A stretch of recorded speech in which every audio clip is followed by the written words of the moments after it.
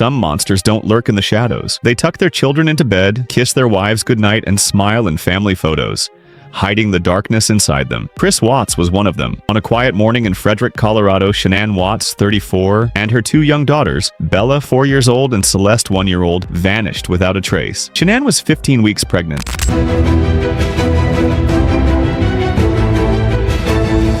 Full of excitement for the future, but within hours of returning home, they disappeared. Her husband, Chris Watts, seemed devastated. He begged for their safe return on TV, his voice shaking with what appeared to be sorrow. But something felt off. His story didn't add up. His emotions seemed forced. Investigators soon uncovered a horrifying truth. Chris Watts was about to become one of the most infamous family annihilators in history. What pushed a loving father to commit such a monstrous act? What terrifying secrets did he try to hide? This is the shocking story of Chris Watts, the man who murdered his pregnant wife and 2 daughters for a life he thought he could have. The perfect family image from the outside. The Watts family had it all: love, success, and a picture-perfect life. Shanann's Facebook was filled with happy moments. Videos of Chris surprising her with gifts, pictures of their daughters playing in their backyard, and emotional posts about how blessed she felt. So I came on here because I wanted to touch base a little bit about But behind those carefully curated snapshots, things were falling apart. Shanann confided in friends that Chris was growing distant. She didn't know why, but soon she would find out to the world they were happy. But behind the photos, things weren't perfect. Shanann confided in friends about Chris becoming distant. She didn't understand why. Little did she know, Chris was living a secret life. Cracks in the marriage. At first, Shanann thought Chris was just stressed from work, but then the little things changed. He stopped saying, "I love you" back. He barely touched her. When she reached for his hand, he pulled away. Something's wrong. She texted her best friend, Nicole. He's not the same anymore. Nicole reassured her, but Shanann couldn't shake the feeling that her husband was slipping away. What she didn't know was that Chris had already found someone else. And in his mind, there was only one way to make room for his new life. The most shocking revelation came when Shanann discovered Chris had been hiding an affair. Over the past few weeks, Chris had become involved with a co-worker, Nico. He was texting her and fantasizing about starting a new life, one without Shanann and their children. Instead of confronting Shanann or ending the marriage, Chris became consumed by the idea of a fresh start, a start that would come at a terrible cost. The disappearance, August 13th, 2018, 1:48 a.m. Shanann Watts steps off her flight and arrives home. Exhausted but happy, she sends a final text to a friend. "Chris and I need to talk." She walks inside. The door closes behind her. No one ever sees her alive again. Later that day, Shanann's best friend Nicole tries calling. Once, twice, 5 times. No answer. Something isn't right. She rushes to Shanann's house. The door is unlocked. Her car is still in the garage. The silence inside is deafening. Her phone, purse, and shoes, the ones she always wore, are sitting on the counter, untouched. But Shanann and the girls are nowhere to be found. Something terrible has happened. And deep down, Nicole already knows who's responsible. Chris, now frantic, told investigators that he had no idea where they were. He claimed that he had left for work, and when he returned home, they were gone. But something didn't add up. Chris Watts' strange behavior. Chris Watts stood before the cameras, his arms crossed tightly over his chest. His voice wavered, but his eyes stayed dry. "Shanann, if you're out there, please come home." But something was off. His face showed no real pain, no desperation. His words were robotic, rehearsed. Chris Watts, W-A-T-T-S. Wow. What's going on right now around your house? Right now, you got K9 units, the sheriff's department.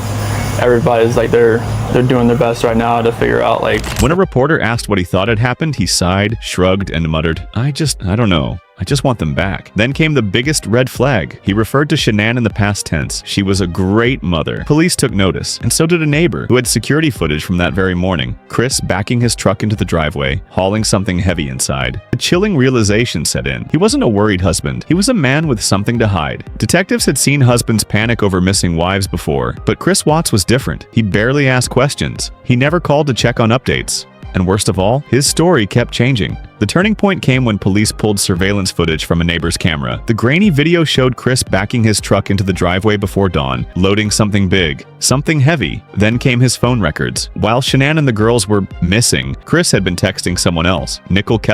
Dozens of messages, searches for romantic getaways, deleting call logs. At the station, Chris sat stiffly as detectives pressed him. "Chris, this doesn't make sense," he stammered, wiped his face, and stuck to his weak defense. But investigators knew they weren't looking for a missing family. They were looking for their bodies. The confession and arrest hours into the interrogation, Chris Watts sat motionless, arms crossed, his breathing slow but shallow. Investigators had backed him into a corner. His alibi had crumbled, the evidence was stacking up, and there was nowhere left to hide. Chris, we know you did something. The question is, why? Testing, I think you already know that.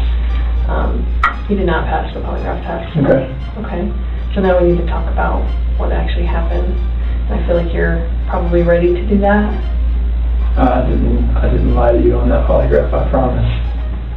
His lips parted, but no words came out. The room was silent except for the rhythmic tapping of the detective's pen against the desk. Chris exhaled, rubbed his face, and finally whispered, "Shanann was hurting the kids. I had to stop her." A lie. His final, desperate attempt to rewrite the truth. But within moments, his mask slipped. His voice broke. His shoulders sagged, and he finally admitted what really happened. He had strangled Shanann in their bedroom. Then, as Bella and Celeste cried in confusion, he smothered them, his own daughters. He drove their bodies to an oil field, burying Shanann in a shallow grave while dumping the girls into crude oil tanks. On August 15th, 2018, Chris Watts was arrested, his once perfect family shattered forever. The nation watched in horror, struggling to understand. How could a man destroy everything he was supposed to protect? Why did he do it? Everyone wanted to know why. How did Chris Watts, a man who appeared to have everything, turn into a cold-blooded killer? His confession painted a clear picture. His marriage with Shanann had crumbled. The affection had faded. He no longer loved her, he claimed, and in the arms of his mistress, Nico, he found an escape, a new life, free from the responsibilities of fatherhood and the weight of his past. But the truth was far more disturbing. It wasn't just about love or an affair, it was about control. Chris Watts didn't want just a new life. He wanted to wipe away the old one completely. He couldn't stand the constraints of his double life, so he decided to destroy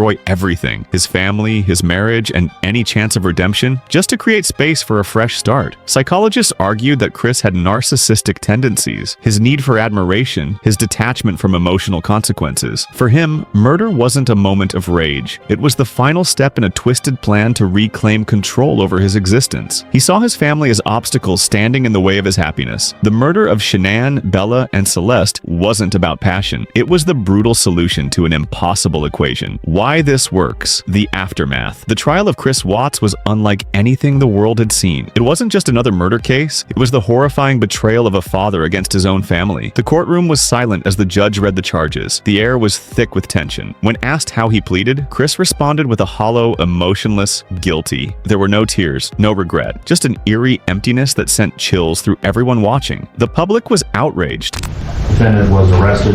Formal charges have not been filed. On my calculation, I believe they would be due to the court at 3:30 on Monday.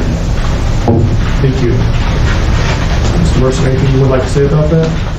News stations ran the story for weeks, dissecting every grim detail. Psychologists debated whether Chris was a textbook narcissist, a sociopath, or something even worse. Online, people flooded social media with messages of grief, anger, and heartbreak. Shanann's family sat in the courtroom, their faces filled with unspeakable pain. Her father, voice shaking, looked Chris in the eyes and said, "You stole my daughter. You stole my grandbabies. You are nothing but a monster." Chris Watts was sentenced to 5 life terms without the possibility of parole, a punishment that ensured he would never walk free again, but no sentence could undo the horror of what had happened. While Chris sat behind bars, the world continued to ask the same haunting question: why? One of the most disturbing layers of the Chris Watts case was his affair with Nico. It wasn't just infidelity, it was an escape plan. Chris was obsessed with his new life. With Kessinger, he felt young, free, and unburdened by responsibility. He told her he and Shanann were separated, carefully crafting a false narrative of a broken marriage. But the truth? He was still living with his wife and children, smiling in family photos while secretly texting his mistress. At first, Kessinger claimed she had no idea Chris was married. But when she found out, she didn't leave. She stayed. Whether out of love, lust, or naivety, she believed Chris's lies. He painted Shanann as the villain, the controlling wife who wouldn't let him go. And Kessinger, caught in the deception, became a piece of the puzzle. Chris became increasingly reckless. His double life was collapsing under its own weight. He maxed out credit cards on secret dates, erased messages from his phone, and spent hours daydreaming about his new beginning. But as the pressure mounted, he realized there was only one way to make room for his fantasy: by erasing his family completely. In the end, Chris wasn't just lying to Shanann or Kessinger, he was lying to himself. And that lie turned into a crime so monstrous, the world would never forget it. Bodycam footage from the Watts home was unsettling. Chris stood stiffly, his voice unnaturally steady as he pointed out the empty rooms. His wife and daughters were missing, yet his demeanor lacked urgency. No frantic searching, no panic. During interrogation, he remained eerily composed. He deflected questions, his eyes darting whenever pressed. Then came the turning point, a failed polygraph test. The examiner's words were blunt. "Chris, you failed." He shifted uncomfortably, his mask was slipping. Detectives then showed security footage of him backing his truck into the driveway at dawn, loading something. His breathing changed, his arms folded tighter. The evidence was closing in, and for the first time, Chris Watts looked trapped. Months after his conviction, Chris Watts finally revealed the full horror of what happened that night. Shanann had barely returned home when he attacked. He strangled her, then wrapped her body in a sheet while their daughters slept nearby, unaware of the nightmare unfolding. The next morning, Bella and Celeste woke up. Their mother was gone. Their father was different. He loaded them into his truck, driving to the oil site where he worked. In his final confession, Chris admitted the most haunting detail, his daughter Bella's last words. "Daddy, no!" But he did it anyway. With no hesitation, he smothered them and dropped their small bodies into oil tanks. Then, as if nothing had happened, he buried Shanann in a shallow grave. His crime was cold, calculated, and utterly inhuman. How could a father kill his own children? How could a husband strangle his pregnant wife without hesitation? Psychologists believe Chris Watts wasn't just an unfaithful husband. He was something far darker. He showed traits of a narcissistic personality disorder, NPD, a man obsessed with his own needs, his own desires. He wanted freedom, admiration, a new life. His family? Just obstacles in the way. But there was something even more chilling, his emotional detachment. After murdering his wife, he ate breakfast. After dumping his daughters in oil tanks, he texted his mistress like nothing happened. No guilt? No hesitation? Chris Watts didn't just commit murder, he erased them from his world as if they never existed. Some monsters don't hide in the dark.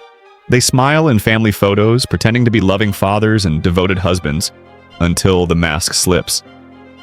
The Chris Watts case isn't just a horrifying crime, it's a warning. A warning about hidden danger in toxic relationships, about red flags ignored until it's too late. Shanann sensed something was wrong. She fought to save her marriage. She never imagined the man she loved would be the one to take everything from her. Bella and Celeste trusted their father. They looked up to him, and in their final moments, they begged him to stop. This case is a reminder. If something feels off, don't ignore it. Listen to your instincts. Speak up. Because sometimes the greatest danger comes from the person standing right beside you. For Shanann, for Bella, for Celeste, for Nico. Their names should never be forgotten.